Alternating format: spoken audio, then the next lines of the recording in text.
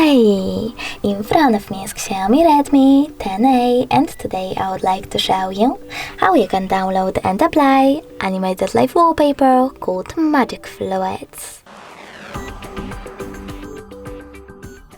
Begin with opening Play Store and tapping on the search bar. Then type in Magic Fluids. Now you need to install this free app from Mad Scientist Developer and click on Open.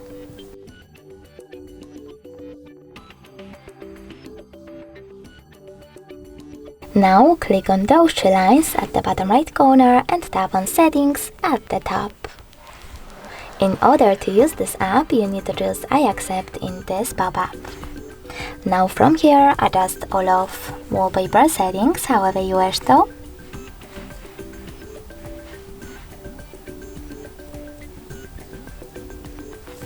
And finally, click on the top right corner. Then select the bottom one again and choose Set as Live Wallpaper.